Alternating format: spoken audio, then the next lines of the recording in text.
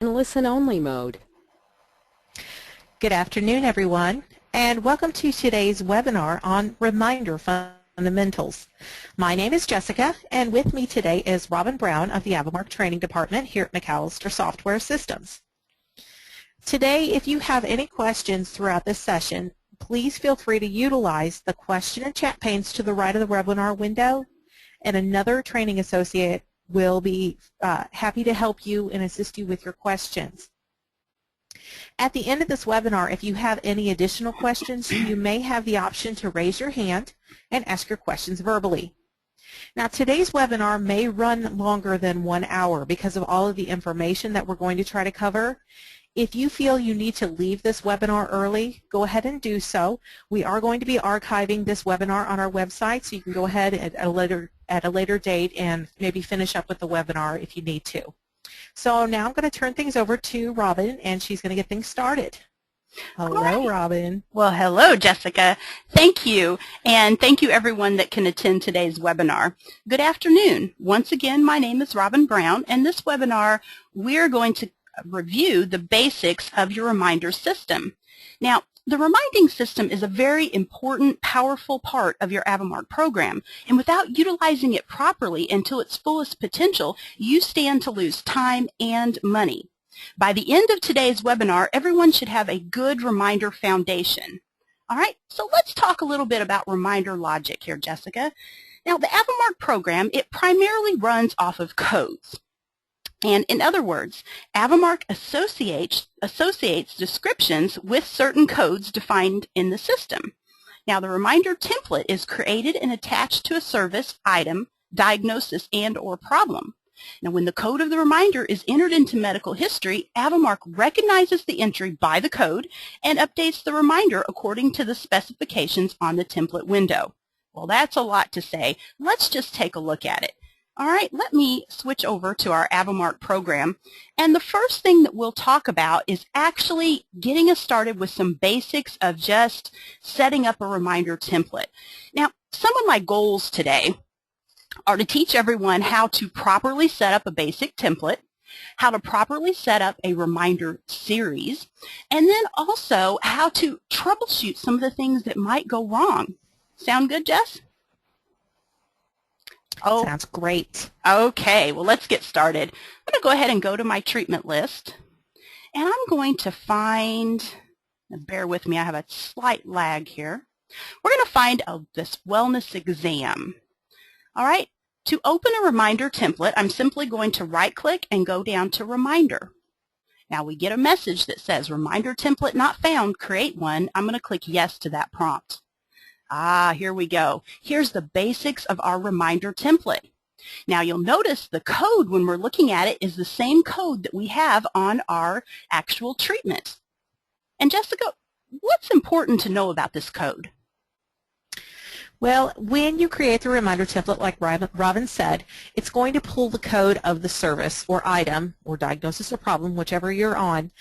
Now, some people go in here and they're creating the reminder template and they say, oh, I didn't mean to create a reminder template on this. So they go into that code, delete it out, and change the code to the service or item that they want to put the reminder template on. Do not do this because it's going to cause some major problems in your reminders. If you're on a service or item or whatever in a reminder template and you need to remove that template, go up to the reminder menu in the upper left-hand corner. Can you go up there, Robin? And go down to Remove. And Remove is going to remove this template from this service or item, diagnosis, or problem. So then you can just start all over again. All right, sounds great. I'm so glad that you pointed that out because that happens a lot of times. We go in and we change the code, and then that causes all sorts of problems. Now, however, I probably could change the description. Would that be okay? Yeah, you can change the description. Just one thing you need to remember about this description field is that it does have some limited space. It holds approximately 30 characters, so if your service has more characters than that, it may cut the description off. Okay, good information. Now, let's go down to our species field. If it's going to be for all species, we can simply leave both of these fields blank. However, if it's going to be for, let's say, canine, we can leave it to canine. Don't feel obligated to place anything in this field. All right, the next option is Show in Vaccine History. Now, do you know when you enter a new pet into your system, it actually brings up this vaccination window of previous vaccinations the pet may have had? This is where it's going to show. Jessica, do you have any tips on this? Yeah, I would recommend only checking this box on the services that you perform the most frequently, like rabies vaccinations, distempers. Now, if it's things like phenobarbital levels, thyroid panels, things like that, and you probably don't want to check the box on those because it's going to show up on everybody that you add into the system. There is an option in your vaccine history window to show all reminders. So in those instances when you do maybe have an elderly patient that came in and had those services, you could check that box and then enter those dates of when those services were performed. Absolutely, thank you. Now we'll go down to our Remind Every field. Remind Every is the scheduled interval this treatment's reminder will be based on. Now in this example above, we have entered 1 year. Now the next one I want to go to, and I want everybody to pay special attention to this one. This is your Remind If Never Treated box. Now let's read it really close. Remind if never treated. Do you remember at the beginning of the webinar when I stated everything in our program runs off of reminder codes? Well, if they've never had the code in their medical history, Avamart can actually prompt for the reminder. Now this box works in conjunction with the Start Reminding at Age. So we do have an option to say Start Reminding at Age. You can place in so many years, months, weeks, or days. So for instance, in this example, I could put in, let's say 1 year. And what this does is it says, okay, when the patient reaches the age of 1 year, they're going to be due for this reminder. Now, it doesn't wait until 1 year to place the reminder on the patient's tab. It actually shows up ahead of time as being due in the future. However, here's what I want you to really know. Jessica, what is going to happen if I do this? I don't have a Start Reminding at Age and I leave this box checked. Now this Remind If Never Treated box, if it's checked on the first service in a series, it needs a date or an age or something to run off of.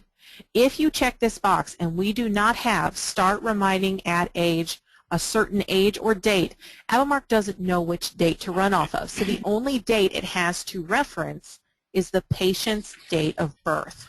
So it's going to actually display on the patient's date of birth. So if anybody has any of those showing up like that, that's what's going on. You check that box but did not have a start at age. And that happens so often in technical support. You add a new reminder to your system and you don't think about it. You check this box and the next thing you know, you add a new patient in and suddenly they're seriously overdue for this reminder and you can't figure out why it's even reminding.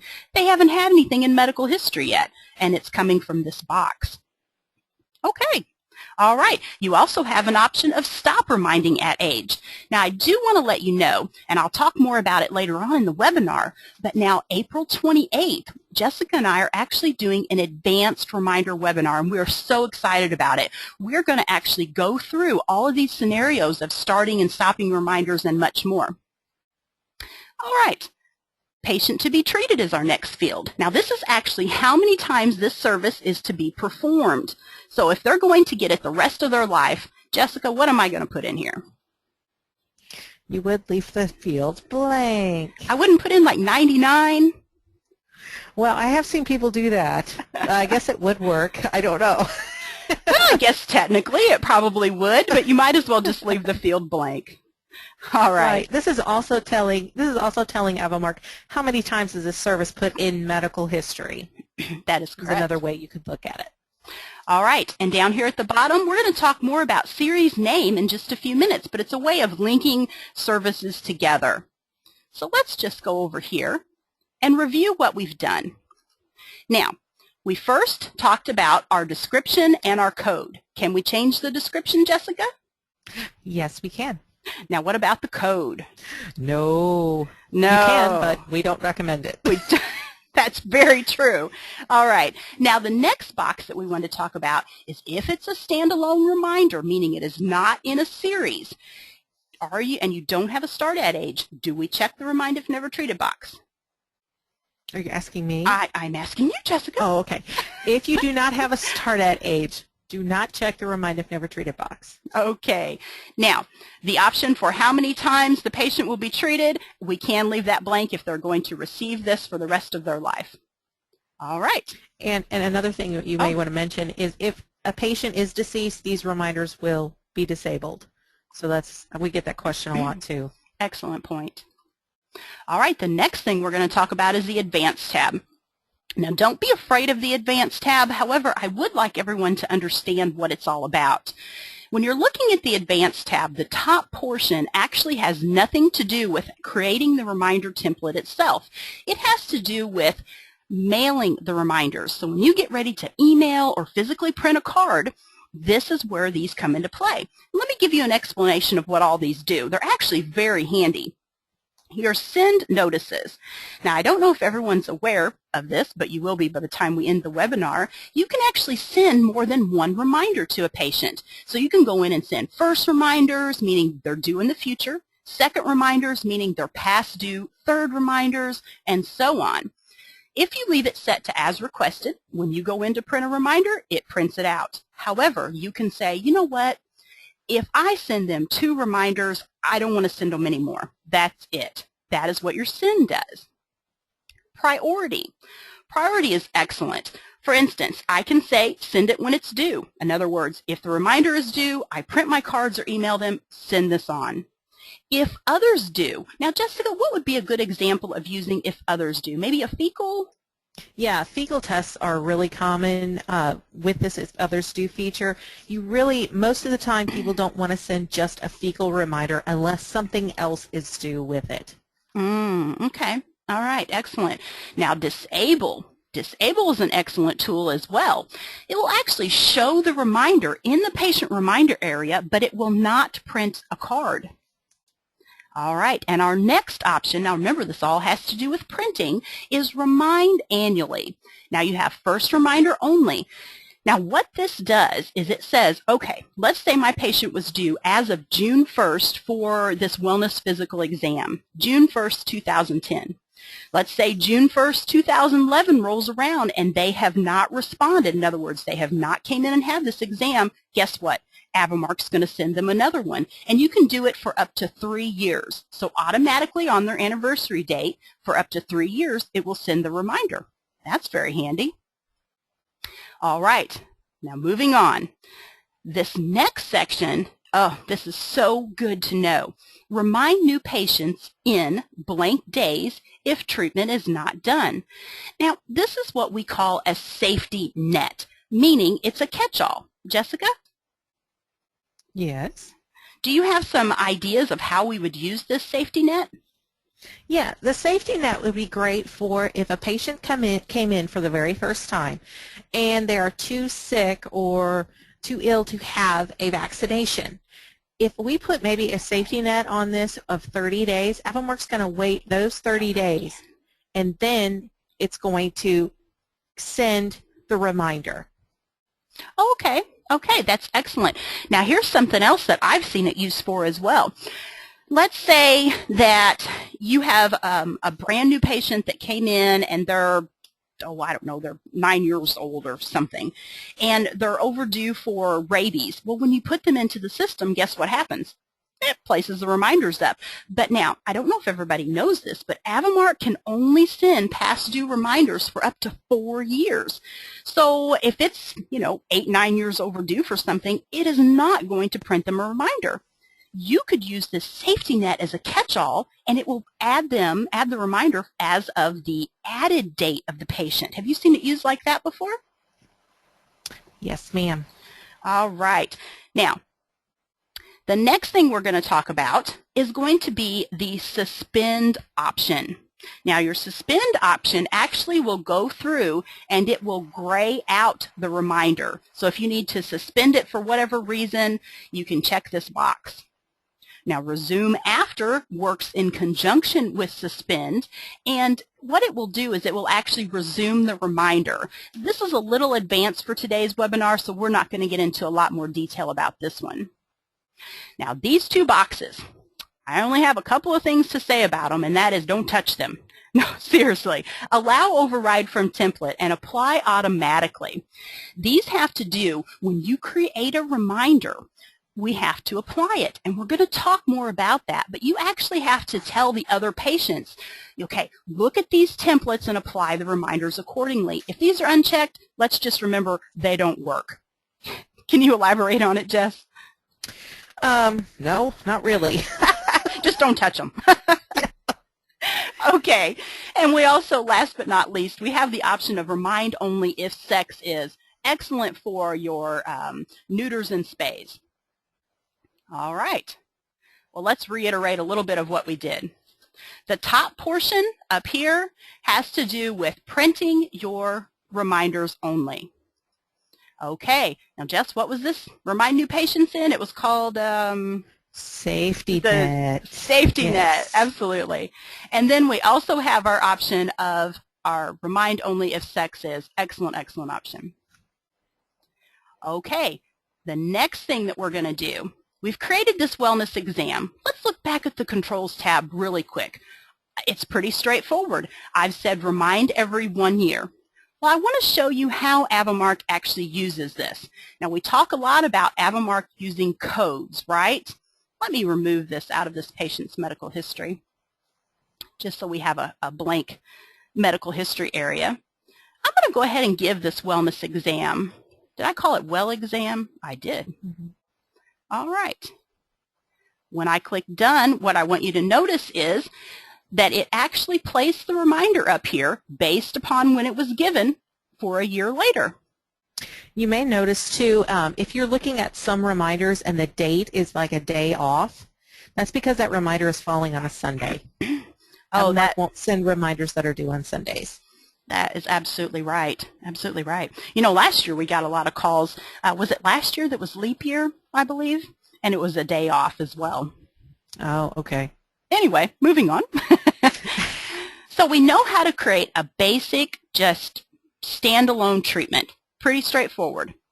The next thing we're going to talk about is we're going to up it just a little bit, and I'm going to teach you how to set up a basic series. Now, what I do want to tell you is the series, I'm just going to show a rabies series. Now, this is not saying this is how you give your rabies. I'm just going to show an example of how to set the templates up.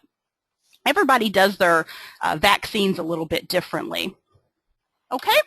All right, the first thing I'm going to do is I'm actually going to pull up code 436, which is a rabies vaccination 1 year. To access the reminder template, right-click Reminder. Oh, there's my prompt. I'm going to click Yes to. Being that it is a species of canine, I'm going to choose canine. Oh, but now I wonder if I need to choose canine. Jessica, what do you think? No. No, I do not. I can leave that blank. She's going, is that a trick question? Yeah. Warn me when you're going to ask me that stuff. There you go. Remind every, being that they're going to get the 1 year, and then once they receive the 1 year, 1 year later, I want them to be reminded for the 3 year. I'm going to leave this set to 1 year. Now, I do believe I would like them to have a reminder for this when they reach 16 weeks of age. So based upon what I've already told you, I wonder what box I should check. Jessica? Well, we're reminding pets that have never had it before. Remind if never treated. Excellent. Mm-hmm. Patient to be treated. They will receive this 1 year one time, and then I'm going to come down here and put in a name to tie them all together. Now here's a little trick that Jessica actually showed me one day when I was teaching at a conference. And it's simple, but it works great. Highlight this and copy it. Now you can use your basic Windows commands, Control-C to copy onto your Windows clipboard, or right-click copy. And then you can paste it into your other reminder windows because we have to link all these together. All right, the next one in the series is our 408. This is our canine rabies vaccination 3 year. Right-click Reminder, Reminder template not found. All right, species. Oh, you know, maybe this isn't the right one. I'm going to change the code. Huh. Don't do that. Just kidding. We're not going to change the code. But I am going to go down here and choose canine. This is a 3 year. But now, we need to talk about this remind if never treated box. Now, what did I say before? I said, don't check it if you don't use a start at age. Well, now there's an exception to the rule, and this is if you are using a series. Jessica, she has a really good theory on how this works. You want to explain how this works in a series? Okay. Well, we have our first vaccination, and then we have our second. The first vaccination has a count of 1 on it, meaning when it's put in medical history, that kills that reminder, and that reminder stops. Now, Avamark doesn't know where to go from that point forward. That is where the Remind If Never Treated box comes in. We're reminding pets that have never had it, but think of it as a string. When the first one is put in medical history, it needs to pull the next one with it. So the Remind If Never Treated box is like a little string that pulls the next one up. Oh, that is a great way to remember it. So I do need this box checked then. Yes, you do. I do. Okay. Now, patient to be treated, if they're going to receive this the rest of their life, I'm probably going to place in 99. Oh, actually, I can leave that blank, right? Right. All right. Our series name, because I copied it before, I can simply right-click paste or Control-V as in Victor for your Windows command for pasting. Now, we're almost done with our series. I'm going to click Done on it. And then I'm actually going to go back in here and right-click Reminder. And we need to place these in the correct order. Now you notice down here at the bottom under Series Members, I can't quite see everything, so I'm going to stretch the window out a little bit. If I click this bottom option, I need to place them in the order that they will be given. So we'll use my... Avamark always works from the top down. Okay. I'm going to place this at the very top, but there's something really important that they need to know. And that is, if we go back in here, and let's pull up our 1 year. What was that? Code 436. Right-click Reminder. Now, I plainly remember that I checked this box earlier because I placed in 16 weeks. What do you think happened, Jess? That is something that the main programmer, Roger McAllister, wrote. Anytime you rearrange series members, it always unchecks the Remind If Never Treated box on the first one in the series. This was kind of a little safety measure that he put in there because people were checking the box and not putting a start reminding at age on there. So it was showing up on people's date of birth. So you will need to go back into that first one and check and make sure that box is checked if you originally had it checked. Okay. One way to get around that is to what? Set them up in the reverse order? Right. Just go from the bottom up. Yeah. Okay. All right. Excellent tip. All right. So we've created our first reminder series. That wasn't too difficult. Let's give it to this patient and see how it's going to look. I'm going to go ahead and remove this wellness exam just so I can have a simple, clean medical history. Let's give them code 436. That's the canine rabies 1 year. All right. We'll click through a few prompts that we get here. Okay. All right. I had an annual physical exam linked to that too as well. All right. You can plainly see that now they are due for the 3 year, 1 year later. That's exactly what I placed on my template. Now, if I were to give the 408, let's do that. Right-click New. Let's give code 408. We'll pretend that it's been a year.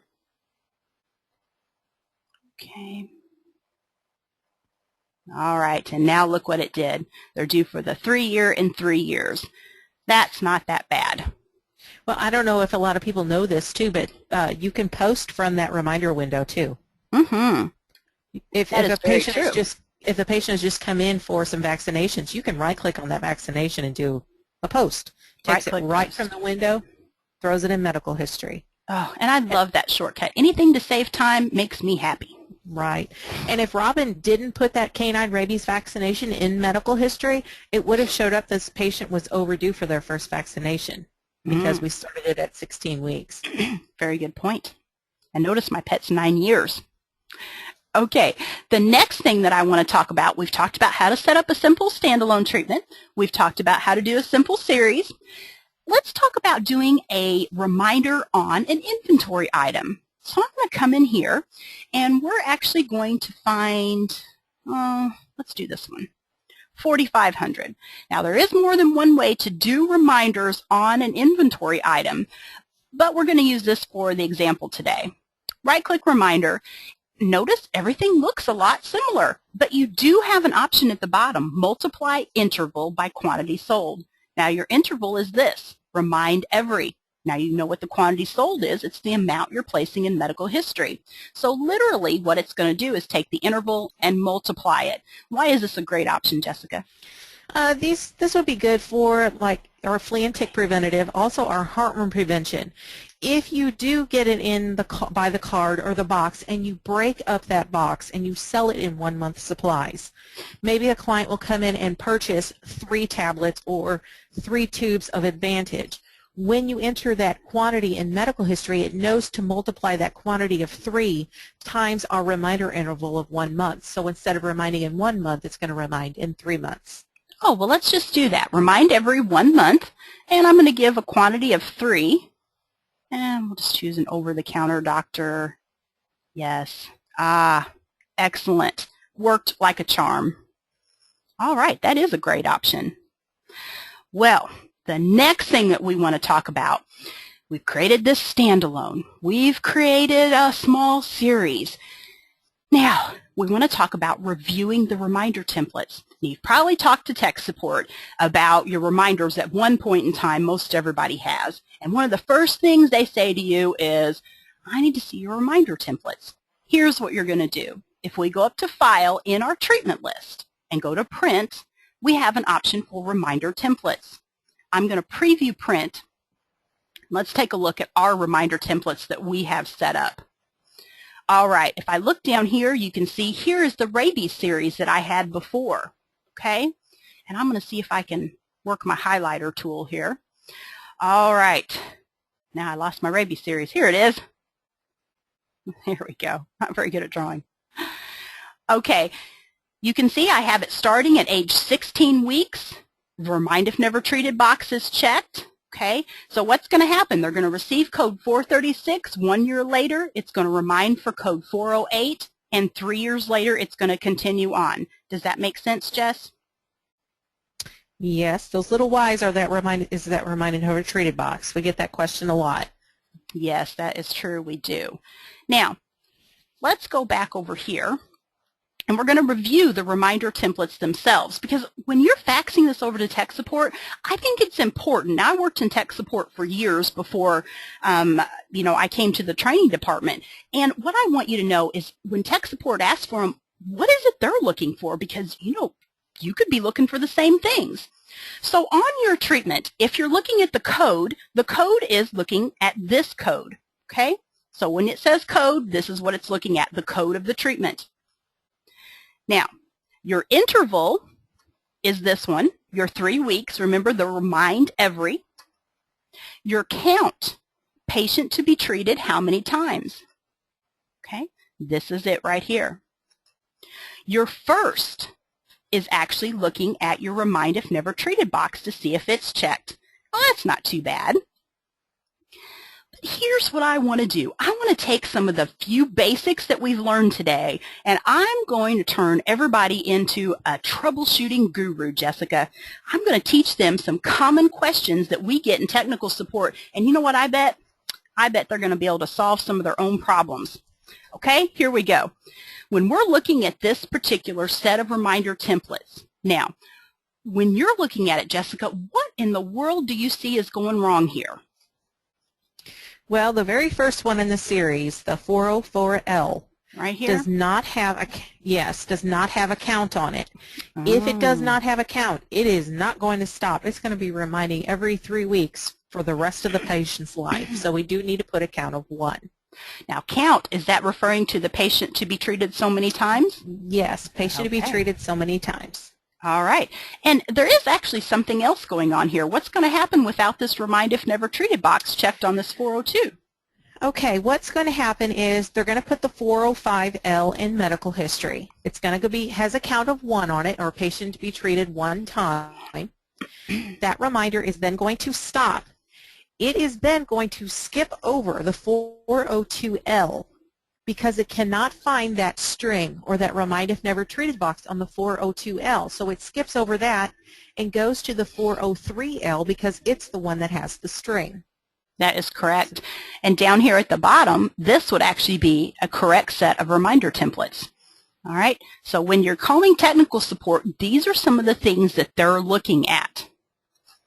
All right. Well, let's move on here. If my screen will go forward, we're going to move on. Okay, let's go back to our templates. And there is more little troubleshooting that I would like to do. Okay, I'm going to pull up, no, we don't want to continue with that date. I'm going to pull up Jeff Sheldon, and I'm going to put Jessica's years of technical support experience on the spot. Now, for instance, Jessica, I'm calling you and I'm saying, look, I've got this heartworm test, and you can plainly see the heartworm test was given March 14th of 2010. There is not a reminder on it. Now, if we go in here and look at our heartworm test, whoops, as soon as I learn how to spell. Okay, here's our heartworm test. Right-click reminder.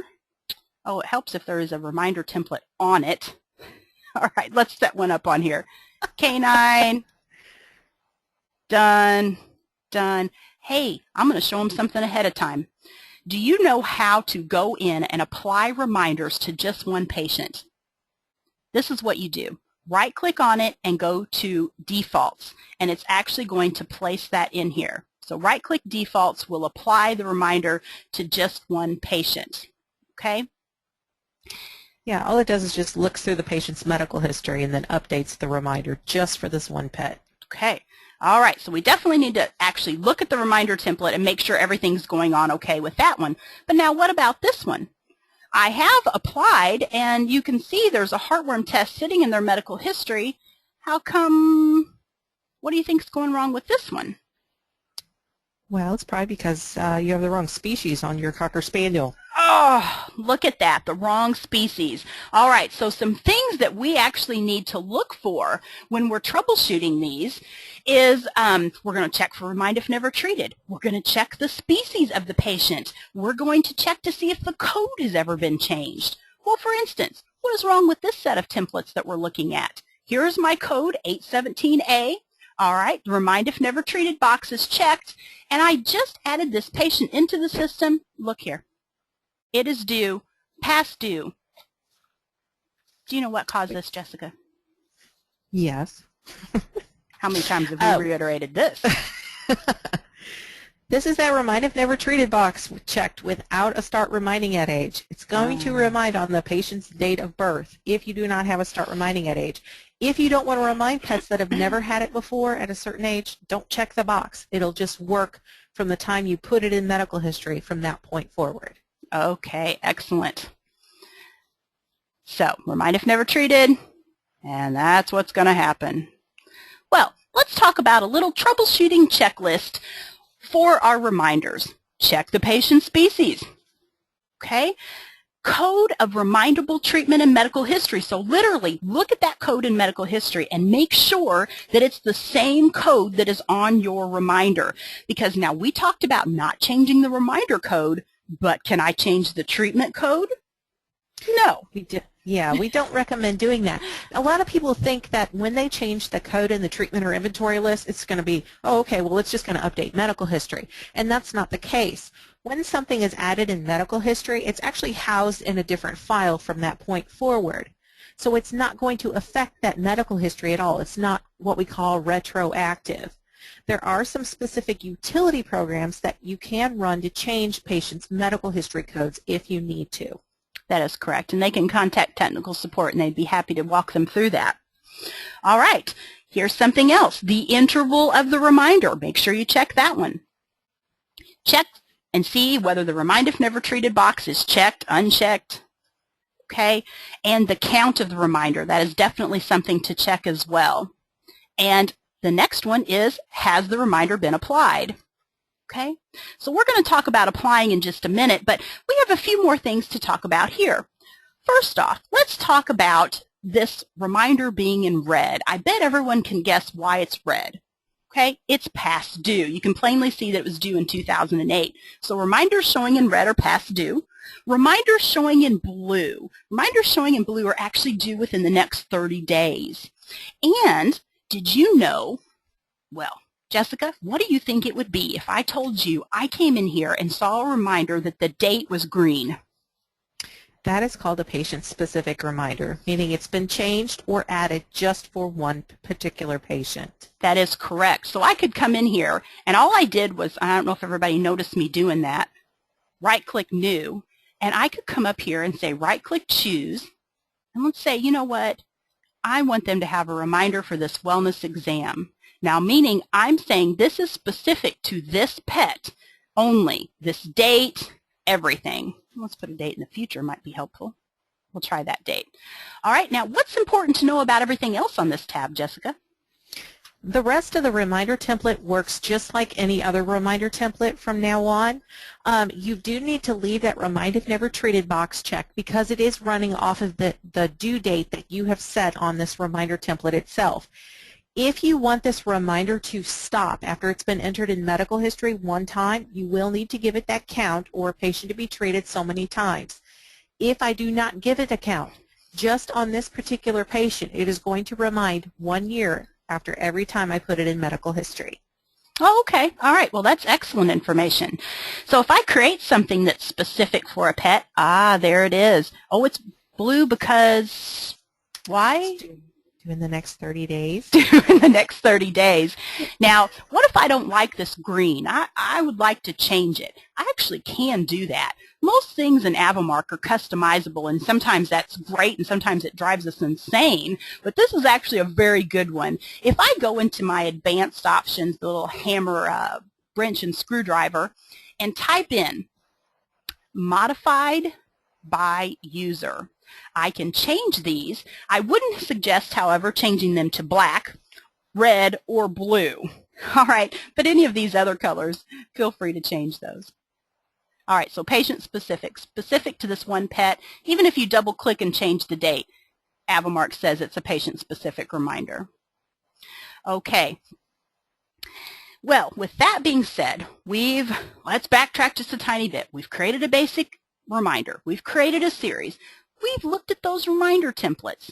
All right, and now something that we need to do next is apply. Now, I can hear everybody out there. If you've ever dealt with reminders before and you've spoken with technical support, they'll say, oh, it's time to apply, and everybody cringes. Oh, you just feel their hair raising on their arms. The reason this is it's not a bad thing. It's simply that most generally it's very time-consuming. All right, because you got to be on the main server computer, if at all possible. We suggest you make a backup before you start applying. All right, and it'd be best if you could call technical support and have them on the phone, at least to get you started with it. Now, let's talk about applying. Why in the world would we apply? All right, do you remember earlier, I think we said, that these are not retroactive. Did I say that, Jessica? I think so. If I didn't, I meant to. These reminders are not retroactive. And now when I say retroactive, what I mean is it's not going to go back and place it on all the patients that have had this particular code in their medical history. So we need to apply. Well, when? When do we apply? After additions or changes. Now, will applying remove my patient specific? No. However, let's read the next question. What is a right-click defaults? Do you remember? I showed you. You can test a reminder by doing a right-click defaults. This is an apply to one pet. It will take out your patient-specific reminders, so be careful of that. Now, here's something else I want you to be careful of. If I come up here and I say, you know what, they don't need this reminder, right-click remove.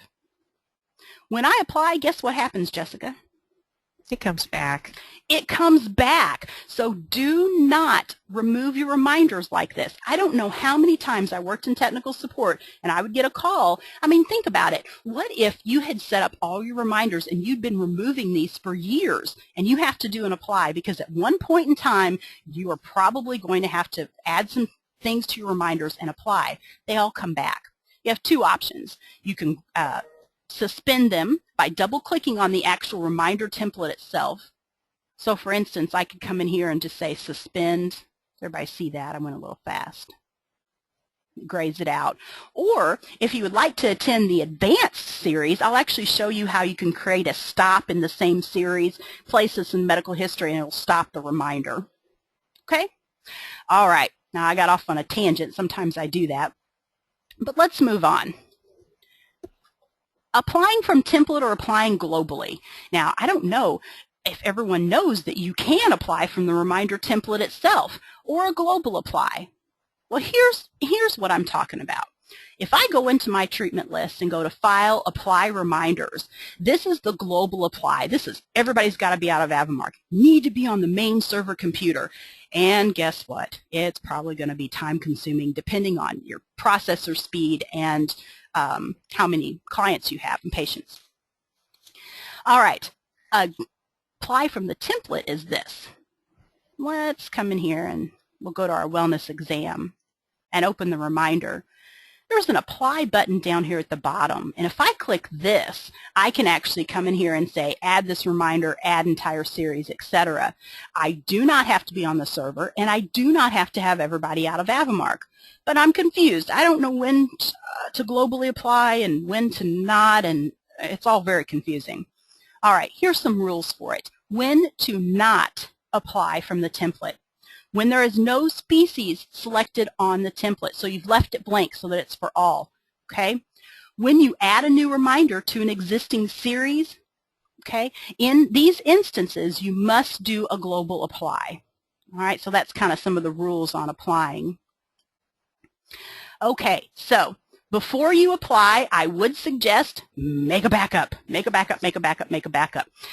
Okay, then I would also suggest talking to technical support, and I have placed some tips in here, and we're going to talk about them later on, but when you're working with reminders, please call technical support. They can help you all day with these reminders, but, all right, now this is just from years of technical support experience. I was a technical support manager before moving down here to the training department, and what I see is there is more than one way to do everything in the program or even with reminders, right, Jess? Yes. But it's best if you can get somebody that you're working with, stick with that person until your reminders are completed. Because let's say you called up and you got me, and I look at your templates and I set everything up. Then you call back and you get Jessica, and she says, well, you know, that's not the way I normally do it, and she changes it. Well, that's just not conducive to everything we're trying to do. So it's best to simply stick with the same tech, even if you have to wait on them a little bit. Now here's something else. Be very detailed with them. Our technical support technicians are fabulous, but one thing they don't do is they don't practice medicine. That's what you do. You practice medicine, so you tell us how you want these reminder templates to work. We know the software very well, and we'll be able to look at your templates and tell you exactly what you need for them to do. If we can't, there'll be somebody here in this office that probably can. And our advanced reminder class, we're going to go into some awesome scenarios. Well, another thing that would be helpful for tech support if you're setting up your reminders, you know, from the very beginning is if you have any vaccination protocols written out that you give just your clients, go ahead and send those to us as well. That kind of gives us an idea of how you actually go through and set up your reminders or how you actually perform your vaccination protocol. Okay, that's excellent. Very, very good. Okay, well, we've talked about setting up templates, and we didn't get into a whole lot of different scenarios about the templates. What I want everybody to really do here is I want everybody to have a good foundation for using your reminders. Now, we know we've got the resource of technical support. They're going to help us as much as we need them to, but we also know some basic rules. And when it comes to reminders, we hit on a lot of the things we get calls on. The species being wrong, the remind if never treated box being checked. They've changed the code. Those are the majority of things that we get calls on when the reminders aren't working. So now everybody kind of has an idea of how to troubleshoot some of those. The next thing we're going to talk about is actually sending these reminders. Now there's a lot to know about this as well. So let's move on to the next phase of our basic reminder session here. I'm going to go into my hammer, nail, and screwdriver, and we're going to talk about sending these reminders. So if I type in reminders and scroll down, here we have some reminder options. Okay, and you can see if I keep going down, there's quite a few reminder options here. Let's talk about these first. Not those. I don't want to talk about those first. I hope nobody gets car sick. What am I going to talk about? All right, I don't want to talk about emailing just yet. Let's not. It's under printing. Printing, there we go. Oh, bless you. All right, we want to go under printing. Did I make everybody nauseous going around and around? Okay, let's look at our number of days for reminder cycle. This is how long we're going to wait before we send our reminders. So let's say we send them every 30 days or we send them every 2 weeks, whatever. This is the days it's going to look forward. All right, number of days to send second. Does everybody remember earlier I said AVImark can actually go backwards and it can send reminders for patients that are past due. Oh, that's a great feature. And then we can also go back and send third reminders, and I'll explain that in more detail. But there are some things I want you to know about this, okay? All right, your reminder intervals. When you're talking about reminder intervals, here's what we're looking at. If we are using a start at date of, say, June 1st, we're sending reminders as of June 1st. Your first reminders is going to go through, and it's going to catch everybody, and it's not actually this April, it's this June 1st. It's going to catch everybody from here. Your second reminders is going to go back your 30 days, okay, and it's going to catch everybody basically that's in May, okay, and your third reminders goes all the way back to April. So you catch all 3 of these months. June, okay, is going to go from June 1st all the way through to the end of June, okay. Your second reminders is going to go backwards, and your third reminders is going to go back to April. Does that make sense, Jess? Yes, ma'am. All right, but now here's what I have seen. What people will want to do is they'll say, well, you know, we send our reminders out every 14 days, but for second and third, let's make that 30. Now, you got a little problem if you decide to do this. All right, here's what's going to happen. AVImark, if you say, send your first reminders, you know if you use the starting date of June 1st, it's going to go forward 14 days and be down here to the 14th. But now your second reminders, here's where it gets a little tricky. AVImark's actually going to go backwards the number of days you told it. So you said, hey, go back 30 days. So it does. It goes all the way back, which actually probably would be about right here, wouldn't it? The second, not the first. I can't count. All right. Now, what it's going to do, however, and here comes the tricky part, is it's actually going to go forward whatever we've told our reminder cycle. We said our normal reminder cycle is 14 days, right? So here's what it's going to do. It's going to go forward 14 days. Now, what happens to all these people that are in here? They are skipped. They are skipped. All right, so what you want to try to do is you want to set your reminder intervals to be the same. Now, this will eventually catch up with itself, but it actually takes quite a while because your third reminders, what they're going to do is they're going to start from the date of May 1st, go back 30 days, and forward whatever your normal reminder cycle is. And so you've got 2 weeks or so again that are going to be skipped. So be careful of that because you may be sending reminders and you may say, hey, I'm not sending as many cards out as I should be. I know I've got more reminders than this. Look at those reminder intervals. All right, some other options in here. This is a really great one. Print dates as MMYY. Jess, why would anybody want to use this one? Well, if we set this option to false, AVImark's going to print on the reminder card like August 23rd. If we set this option to true, it's going to say 0810. The reason why you would want to use this is I've heard of a lot of clinics that send it where it says August 21st or 23rd. The client comes in and says, oh, here's my reminder card. I had an appointment for this date. They think it's an actual appointment and not a reminder. So you may just want to have like a general time frame. Come in sometime this month and have these vaccinations done. That's true. Oh, and what if they had more than one reminder due and one was due on the 15th and one was due on the 28th? So that might be confusing as well. All right, excellent tip. Now, remind for overdue treatments is an excellent option as well. What this is saying, and now pay attention because this works a little tricky as well.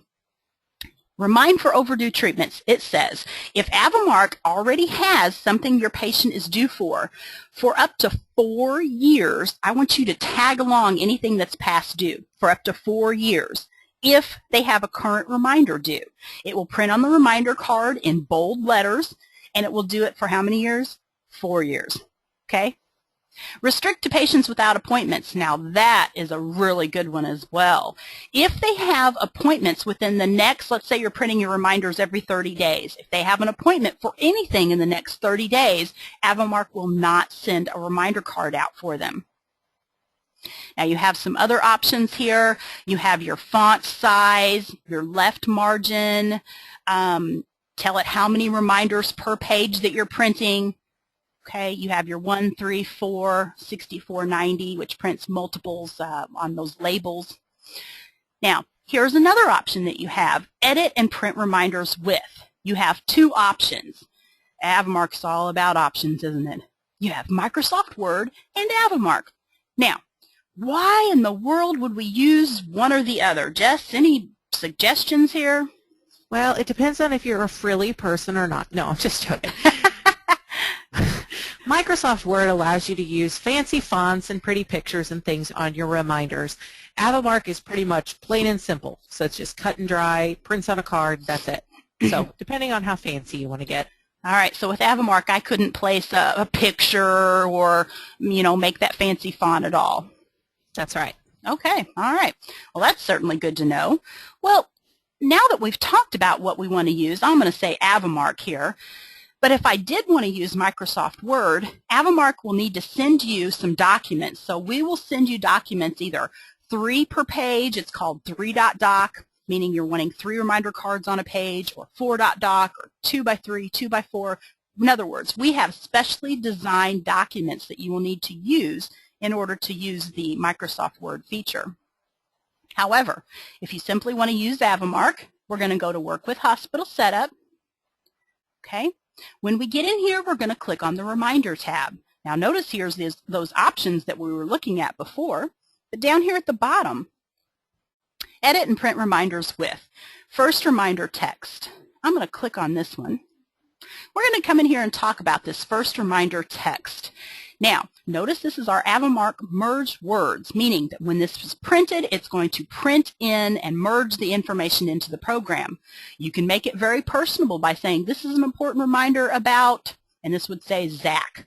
All right? So you can be very colorful in here, so to speak. But now this merge word, treatments, this is what's important. This is what will actually pull the reminder into the window. So what it's going to do, and it has to be spelled treatments inside the less than greater than symbols, it will pull 7 reminders that the patient is due for. And now we get the question a lot, well, how does it know what reminder to pull? I mean, if they're due for a fecal, I don't want them to just print a reminder out for the fecal or whatever. But here's what it does. Avomark will actually select the first standalone treatment without a V action code that's due. Now, if there aren't any, what it's going to do is it's actually going to look for the next one with a V action code. Now, Avomark selects the series member with a V action code next, and then any series members without a V action code will be listed last. So that's what it's looking at. Now, there are some other important things to know. For instance, Jessica, how many lines? I mean, can I just keep typing away in here? We ask that you don't put any more than 16 lines of text in this window, because by the time that treatments merge word, or in the consolidated reminder, it's the merge word list, by the time that merges to the reminder card, it may bleed over onto another card. So kind of make it short and sweet.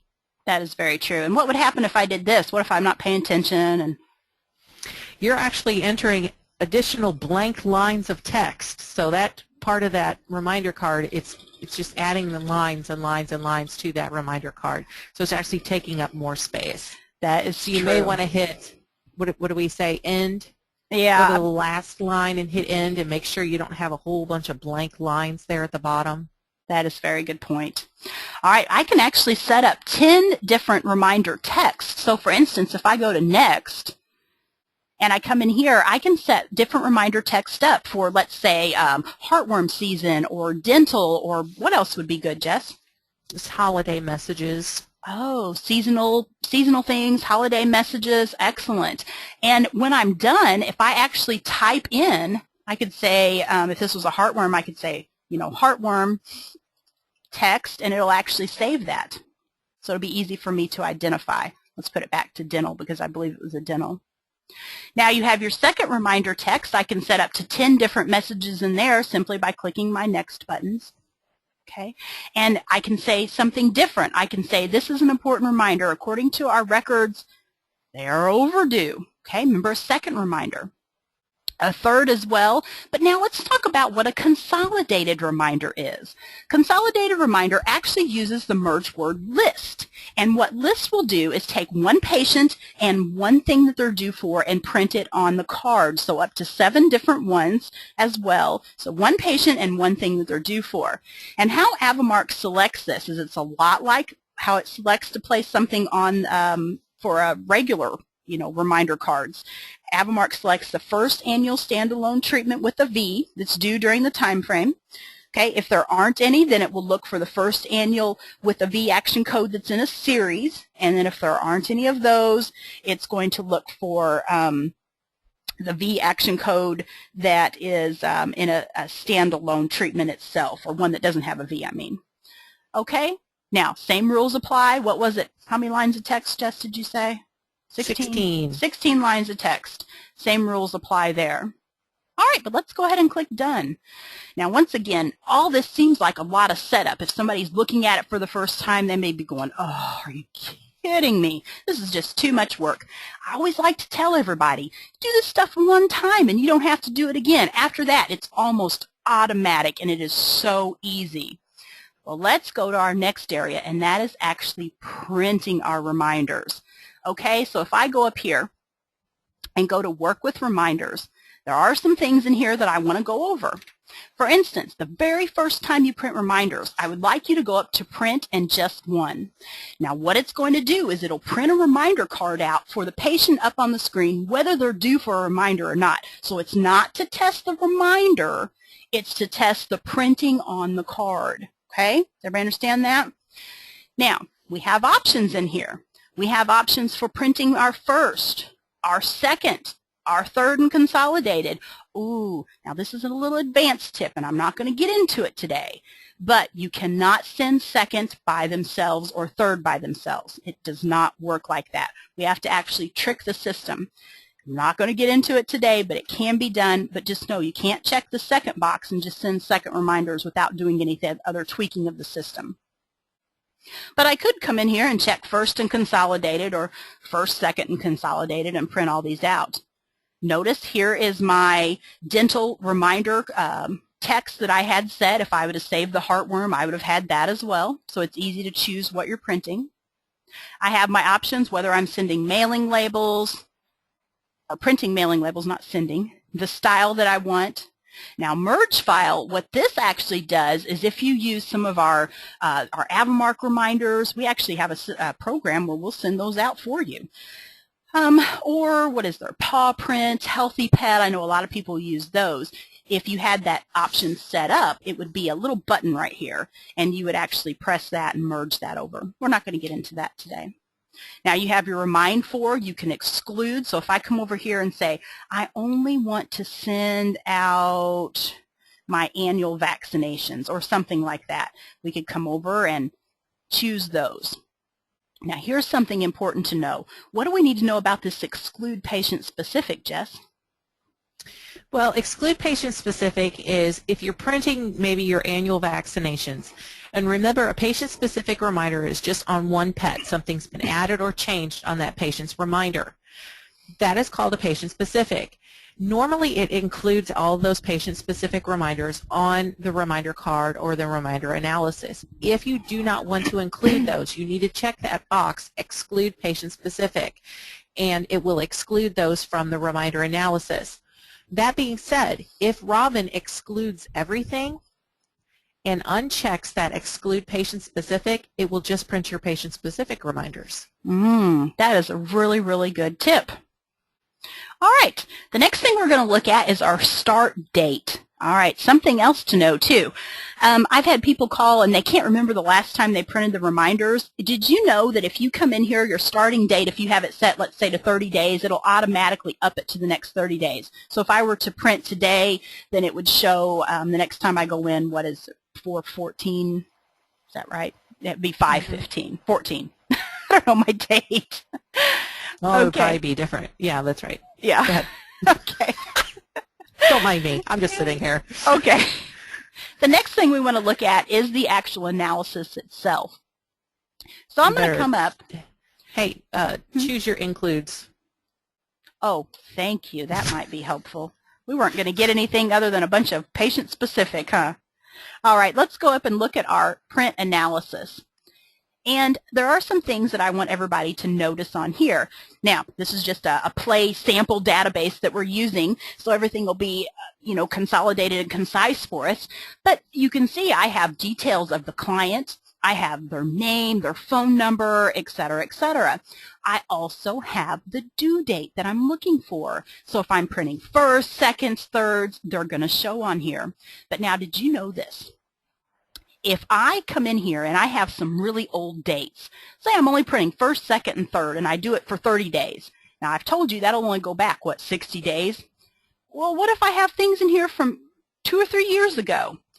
What this is, it is not your remind for overdue treatments and hospital setup. Your advanced option, it is not that. It actually is the option on your advanced tab of your reminder template that says send so many notices, the remind annually for so many years.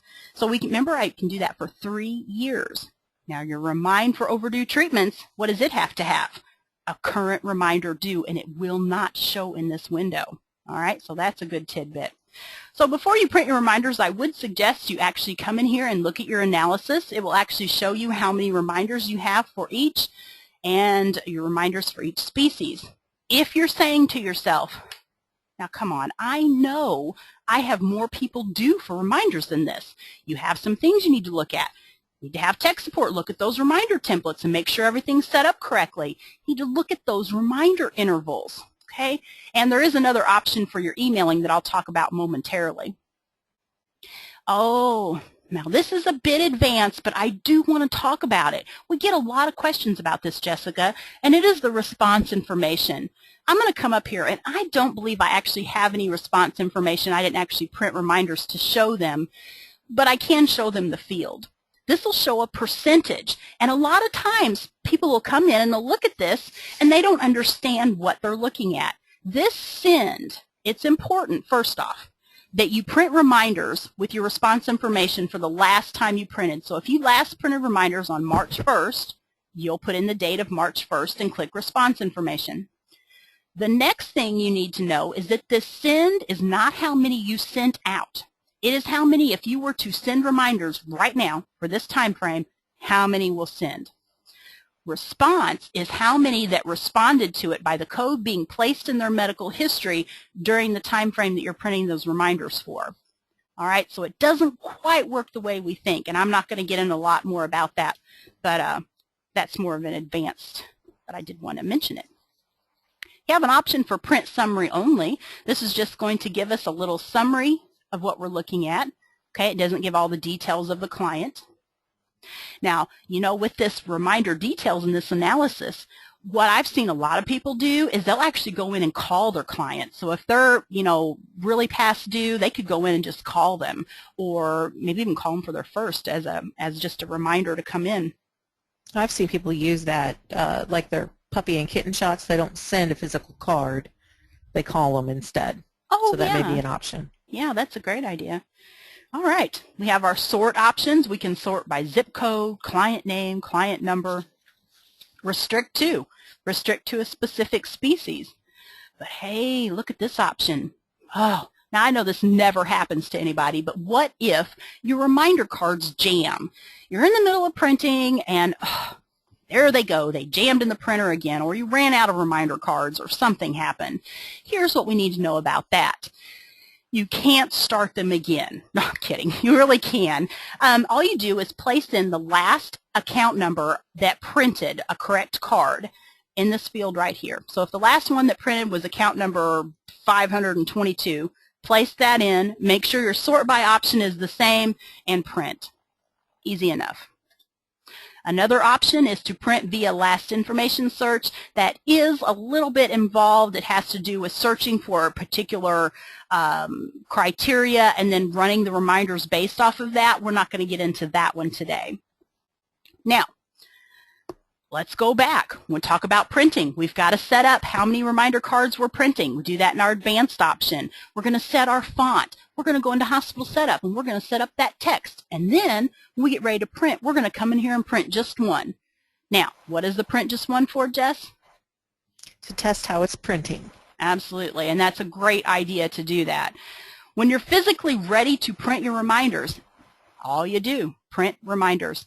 That is it. So after all this setup, every month when you get ready to print your reminders, put your reminder cards in your printer, and guess what? Come in here, set your date, choose your options, what you want to remind for, and select the right printer. Reminders. Oh, yes, don't forget that. Select the right printer. You're going to make somebody up front really mad at you. Oh, very, very good point. I've never done that before. Okay. Now, last but not least, I do want to talk about emailing reminders.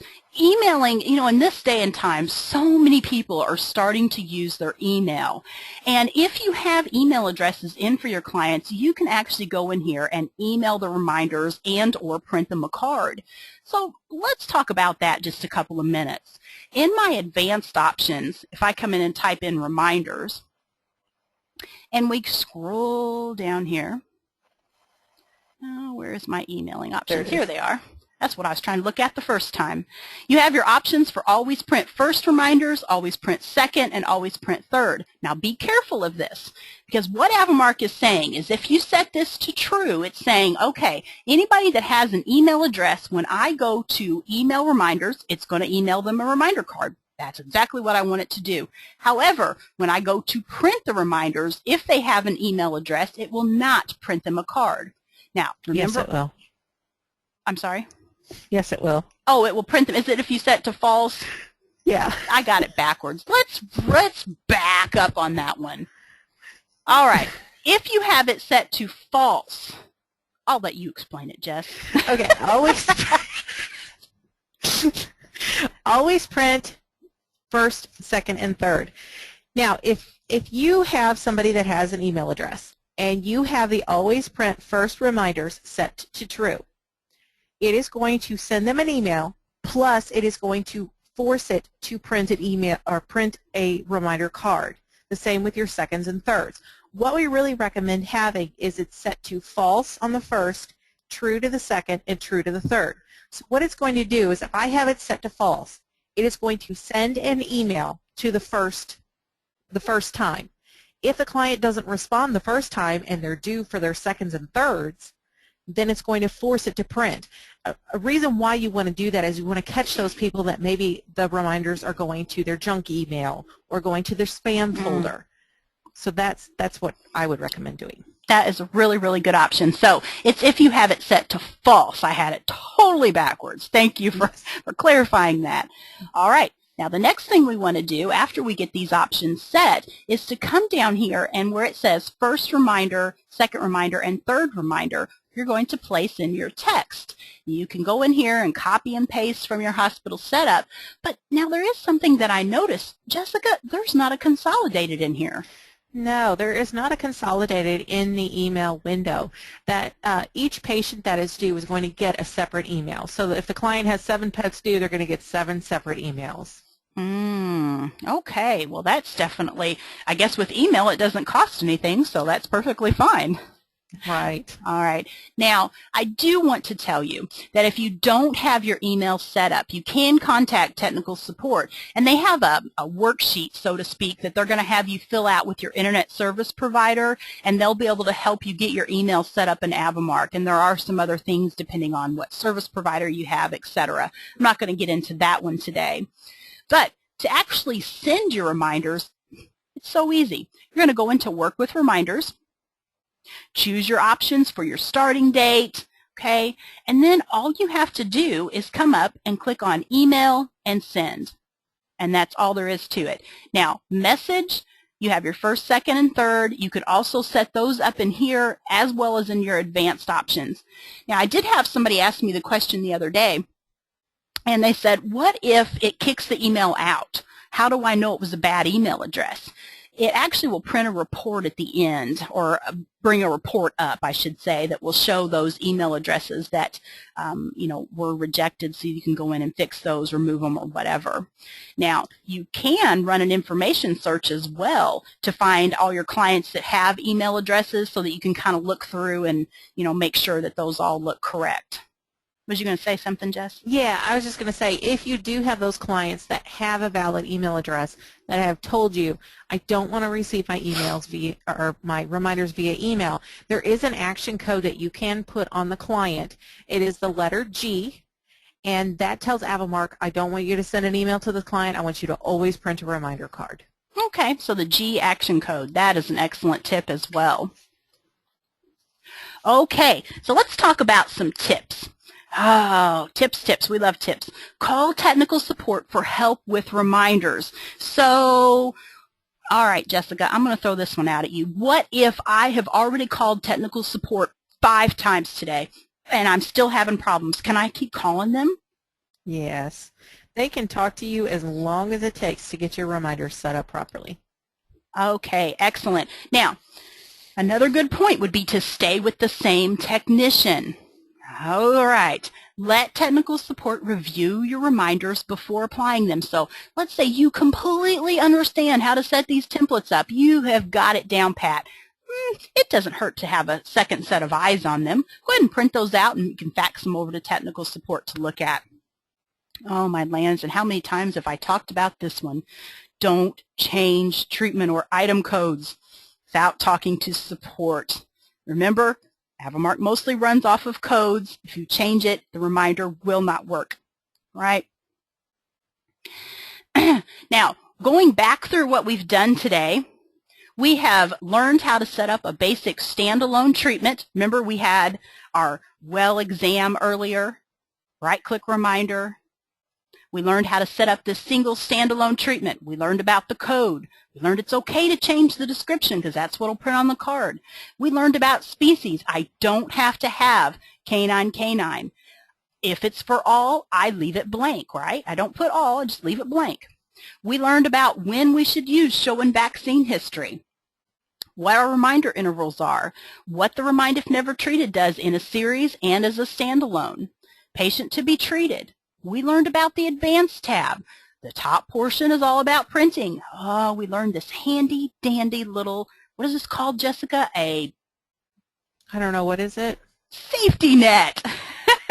We learned about that's right. That's that net underneath the trapeze. Oh, well, now that might be helpful as well. in the AVImark system, a safety net, hey, that is a good analogy because it does the same thing. It's a catch-all. That's very true.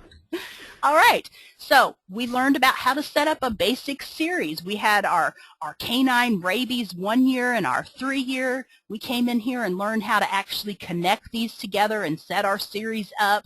Just a basic one, nothing too advanced today. We learned how to print out our reminder templates. And we learned that technical support can definitely help us view these. We learned some things that could go wrong to help troubleshoot our own problems. And now reminder problems, not all problems, but definitely reminder problems. We came into our advanced options and we set up some how many reminder cards are going to print on a page, and then we actually came in to print the reminders. And we learned about our options in here. Some real things that I want everybody to get out of this is that setup is everything, and setup is everything in the entire program. Learning how to do something right and learning how to do it right the first time is so important, because if we can learn how to do it right the first time, we've saved ourselves time, money, not to mention we've saved ourselves a big headache. Okay? However, if you do have problems, technical support is definitely able to assist you and happy to do so. Well, now I've got to talk about this, Jessica. I just can't wait any longer. Who should attend the advanced webinar, advanced reminder webinar, and it's going to be on April 28th at 2 p.m. Central Standard Time. Now, this webinar is $24.99. That's a small fee for everything we're going to go through. This thing's probably going to run at least an hour and a half, if not pushing closer to 2 hours. So it'll be just a little longer, so you're definitely going to get your money's worth. But we are going to learn so much. We're going to learn how to remind by a specified age. We're going to look at remind as. We're going to look at combination shots, always reminding as a particular treatment or item, switching reminder series, stopping reminder series, alternating and kickoffs, and it just goes on and on, everything that we're going to learn. I don't know about you, Jess, but I'm really excited about it. You really have a lot of time on your hands. Well, now, it's important that everybody learn how to do this stuff, so I'm all about it. All right, well, the next thing that we're going to do is let's go ahead and open things up. We can take a few questions. We've probably got a good 10 minutes or so that we can take questions. So anybody have some questions for us? Let me get in here to the question area and bear with me just a moment, and I'll pull my...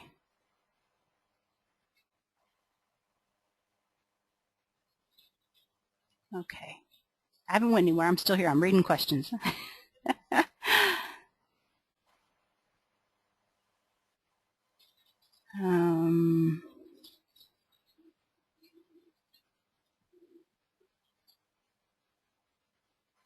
having some sound troubles. Oh, here's a good one. Sorry about that. How do we adjust for months with 28 or 31 days? What do you suggest, Jess?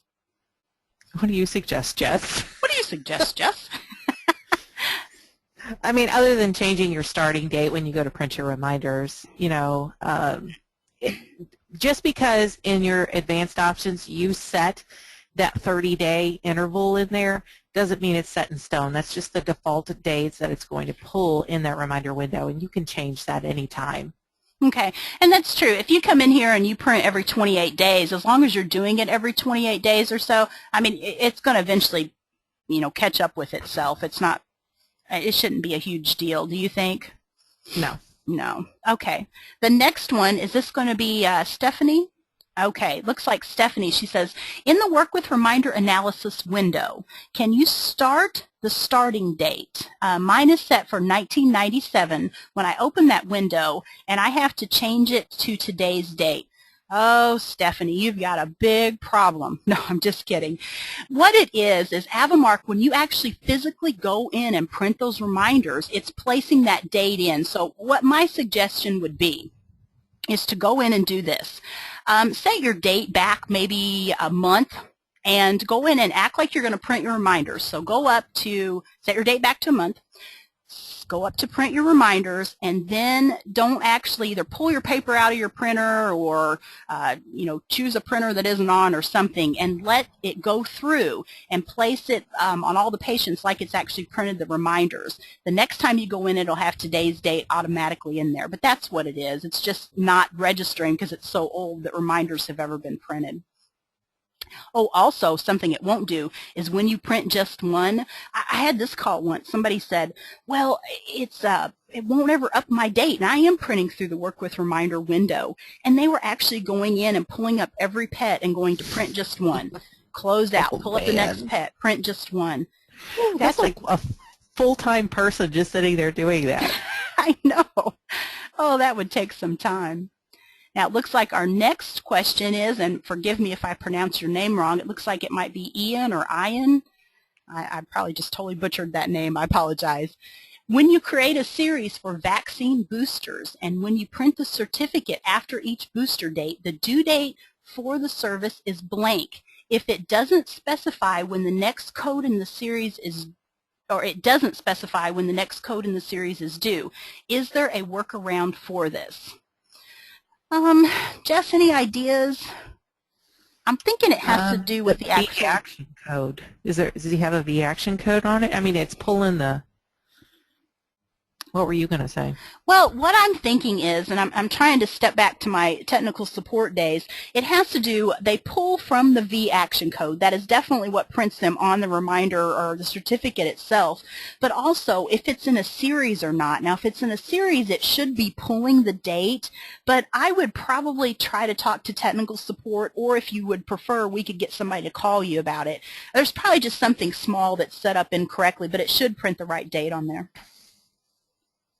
All right, what other questions do we have? Looks like somebody had asked, Caitlin had asked, what does consolidated mean again? And one of our organizers actually answered that, but I'll answer it again in case anybody else wants to know.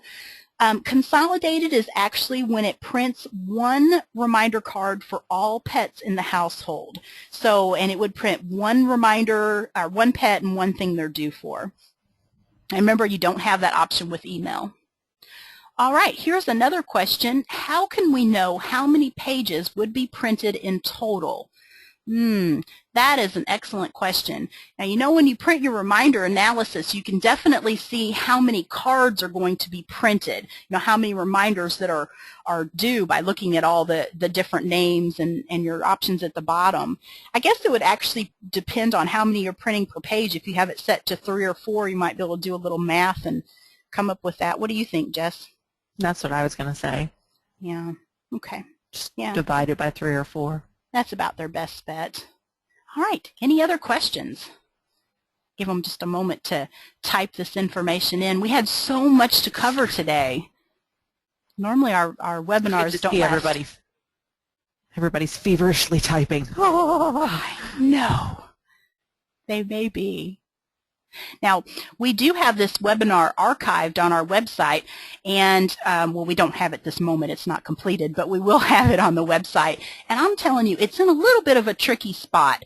If you go to our main website, and it's www.avamark.net, and when you get in there, the very front page is going to have something to the right that says videos/webinars. When you get inside of there, click on that option. And it'll be the actual webinars. It'll say webinars, I believe. You can go in there and click on that. Then it's going to say upcoming webinars or archived. You click on archived.